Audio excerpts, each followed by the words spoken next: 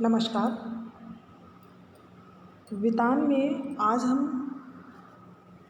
Part 3 अतीत में दबे पाँव का अध्ययन करेंगे, जिसके लेखक हैं ओम थानवी। अतीत यानी हमारा बीता हुआ कल। अतीत में दबे पाँव में लेखक ऐतिहासिक सिंधु घाटी सभ्यता की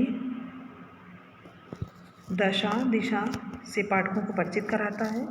यह रचना ओम थानवी के यात्रा वृत्तांत और रिपोर्ट का मिला जुला रूप है, जो अब तक की जानकारी में भारतीय भूमि पर ही नहीं बल्कि विश्व फलक पर मान्य है। इस सबसे प्राचीन सभ्यता को उतने ही सुनियोजित ढंग से पुनर्जीवित करती हैं जितने सुनियोजित ढंग से उसके दो महान नगर मोहनजोदाड़ो और हड़प्पा बसे हुए थे। इसमें लेखक ने अपनी यात्रा के दौरान यह पाया कि मोहनजोदाड़ो और हड़प्पा ने एक सुनियोजित ढंग से मानव संस्कृति को उसकी रहन सहन के अनुसार सौंदर्य बोधित किया है। उसका जो राज्य पोषित या धर्म पोषित न होकर वह सभ्यता समाज पोषित थी।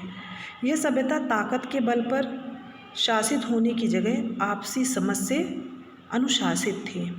इसमें भव्यता थी पर आडंबर बिल्कुल नहीं था।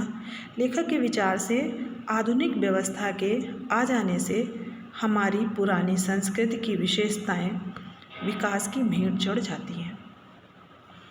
मतलब लेखक ये कहना चाहता है कि जब आधुनिक व्यवस्था आ जाती है तो जो पुरानी चीज़ें होती हैं, जो पुरानी व्यवस्थाएं होती हैं, उसको मॉडिफाइड न करके उसको सीधे तिलांजलि दे दी जाती है, उसको ख़त्म कर दिया जाता है।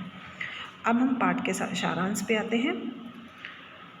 सिंधु सभ्यता का जो केंद्र था वो था मोहनजोदाड़ो, जो कि पाकिस्तान में स्थित है, और हड़प्पा शहरों का विस्तृत रूप से इसमें वर्णन मिला। मोहनजोदाड़ो सिंधु घाटी सभ्यता का केंद्र रहा था। यह शहर ताम्रकाल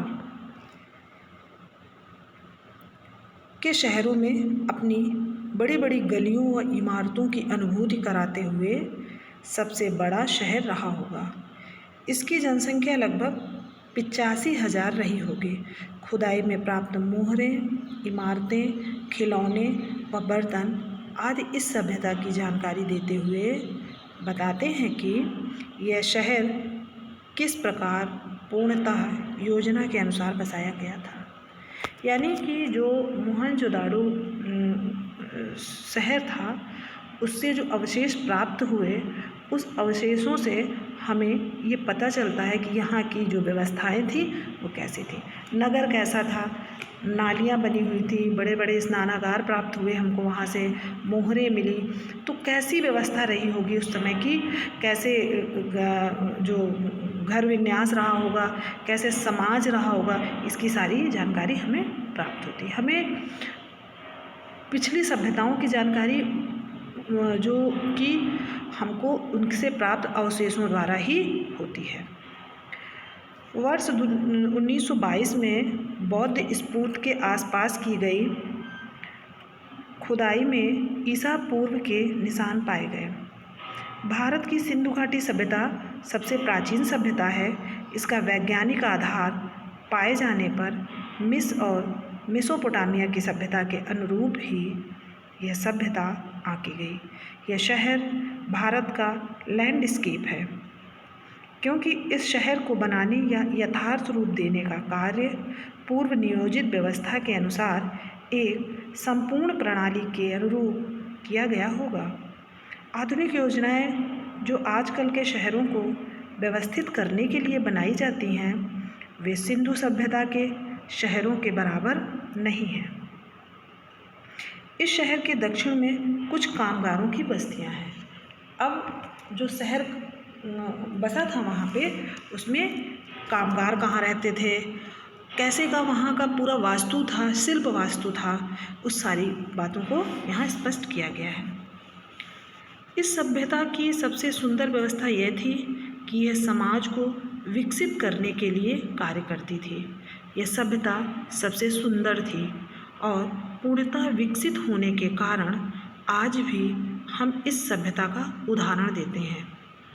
इस सभ्यता में संपन्न वर्ग की बस्तियां पाई गईं। 5000 सालों में निम्न वर्ग की बस्तियां मिट गई हैं। मतलब यहाँ संपन्न वर्ग की भी बस्तियां पाई